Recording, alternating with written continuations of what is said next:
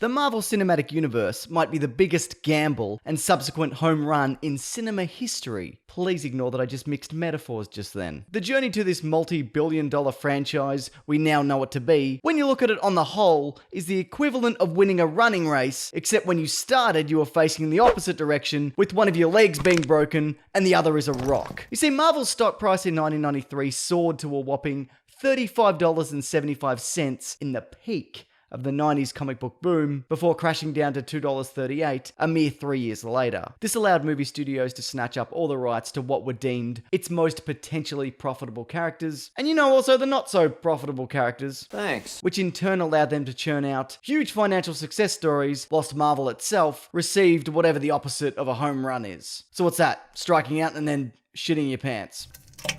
For example, the first two Spider-Man films grossed somewhere around $3 billion with a B, whilst Marvel received only $62 million. That's with a Blade, on the other hand, was a moderate hit for New Line, $72 million in the US alone, and in turn, Marvel got, at estimate, a measly $25,000. By the turn of the 20th century, though, they'd had a bloody gutful. X-Men was kicking off in a big bad way, Daredevil was on the horizon, and there was a chance that was going to be good, or at the very least, make some money. So Marvel decided to kick off their own cinematic universe. And their first attempt at this wasn't to launch what is now known as MCU Phase 1 in 2008, but a deal that was unveiled in May of 2000. Artisan and Marvel Enterprises combined efforts in order to turn, at the very least, 15 properties into live-action films, TV series, direct-to-video movies, as well as internet projects. Ugh, gross. This deal meant that both companies would share any potential revenue, as well as licensing and merchandise. Marvel would provide the properties, whilst Artisan would fully finance the moderately budgeted content. They were said not to be interested in $80 to $120 million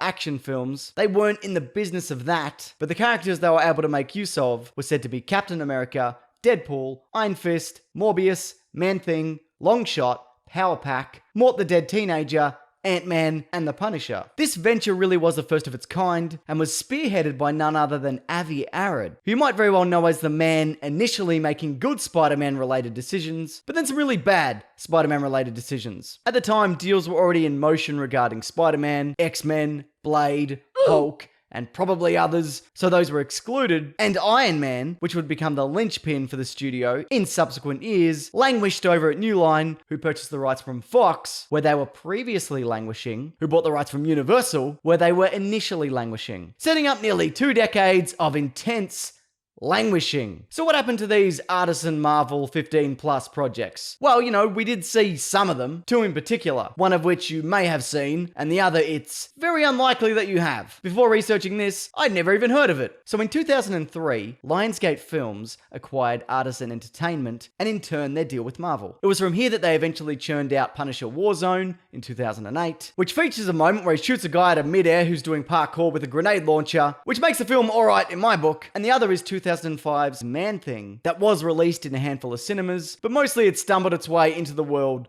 via the Sci-Fi Channel. Now, I haven't seen any more of this movie than this, but it looks terrible, and by all accounts, it is terrible. But it wasn't all that one Punisher movie and a Man-Thing sci-fi released film. Lionsgate are actually responsible for the string of Marvel animated movies, spanning Ultimate Avengers in 2006 to Thor Tales of Asgard in 2011, with total sales ending up around the $45 million mark. As for the live action side of things, the deals that were made in relation to those appeared to have just lapsed, and presumably the rights just reverted back to Marvel, which, thinking back now, is the equivalent of buying a fairly expensive yogurt that you're looking forward to eating, and then you leave it in the back of your fridge until one day you rediscover it, but then you're like, oh, this is old and probably inedible, so you throw it away, but that yogurt turns out to be a multi-billion-dollar movie franchise idea that someone else then makes. And you're like, that was my yogurt. So this leads us into where things really started to kick off. In 2003, a talent agent by the name of David Mizell, approaching Marvel, proposed the idea of producing movies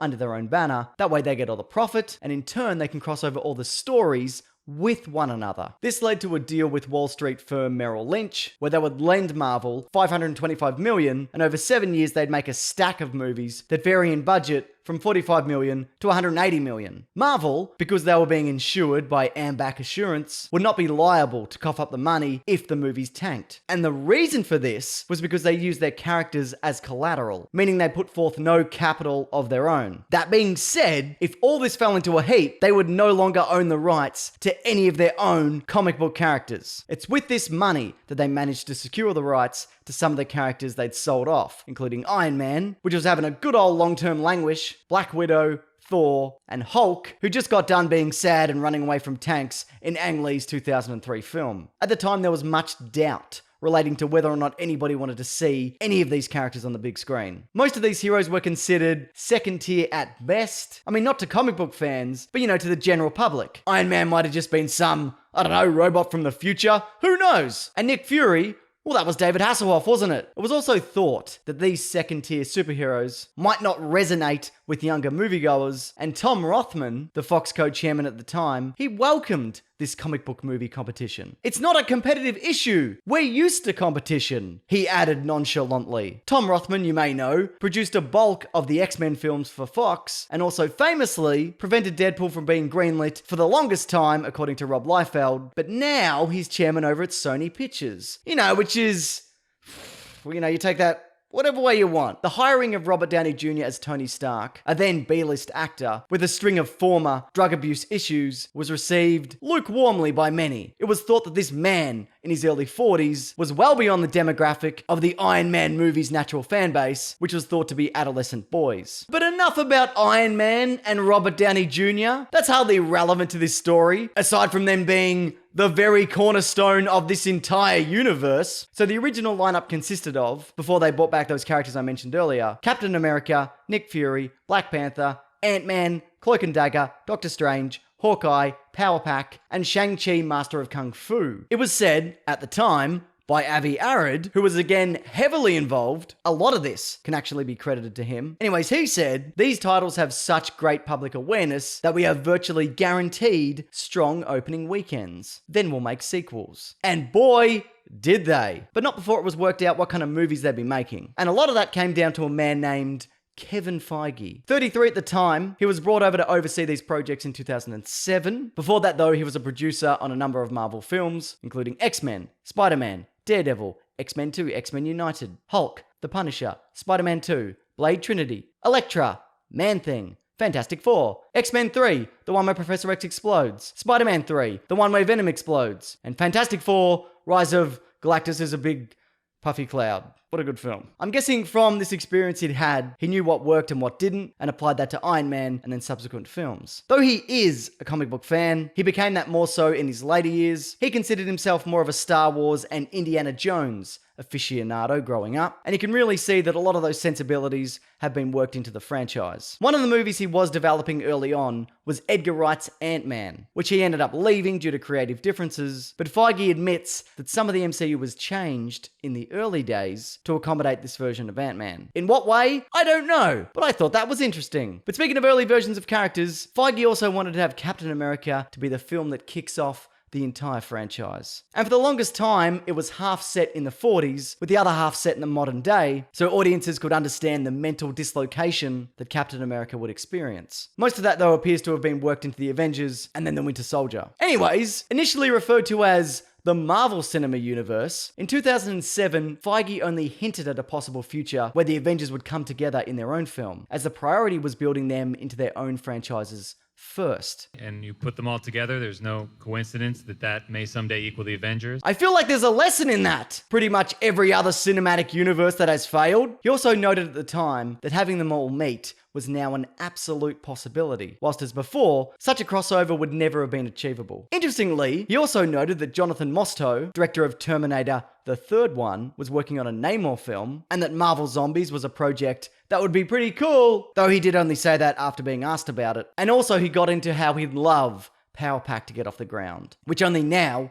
a decade plus on, might actually be happening. He envisioned it as this kind of Goonies-style 80s flick, like those kinds of movies that he loved growing up. Now, a number of these early Phase 1 projects either haven't seen the light of day as of yet, or they were delayed a few years, or they ended up as TV series, or the characters began their life having small cameos in the films of other heroes. This happened for a number of reasons, none of which I know for sure. I'm just speculating, but I'd imagine when they discovered what characters turned out to be popular, that altered things, and also the merger with Disney, meaning that Paramount would no longer distribute the films. Oh yeah, that was a deal that we didn't touch upon. And also that Universal still have joint distribution rights to any Hulk solo film, and at this point they seem to be unwilling to give any of that up. So I will get a standalone Hulk movie, and we will work around Universal, and we'll do it in 3 movies instead of 1 movie. So take that, Universal! Now what are you gonna do? And of course there's the Sony Spider-Man lending deal, which who knows how long's that gonna last, or whether Sony will seize control back after the success of Venom. And then of course, we've got the X-Men and Fantastic Four, who are getting fresh starts in the MCU, expanding the roster yet again. And look, all of everything I've said throughout the entirety of this video, that's all well and good, because despite all the hurdles and potential trip-ups that were avoided, their first studio film, Iron Man, it was still kind of a fluke. But that's kind of a long story, so maybe I'll save it for another day. Anyways, I think that's pretty much it. I don't really have anything else to say, except thanks to David for suggesting this Phase 1 topic in last week's video on Tim Burton's cancelled Batman Forever. That's linked at the end and below if you want to check it out. Also, if you've got a topic that you want me to cover in another video, what is it? I'll do it. I'll do literally every topic that is mentioned. I'll get around to them all. Also, are there any Marvel properties that haven't been given movies yet that you would like to see given movies? Also, there's videos here every Sunday, Tuesday, and Thursday. Subscribe for that if you want. And also I have a podcast called The Weekly Planet, where we talk movies and comics and TV shows every single Monday. We catch up on the latest news and just, whatever's happening in the world of the things that I mentioned that this show was about. That's all linked below or at the end of this video. But thanks for watching this. I appreciate it. Take care.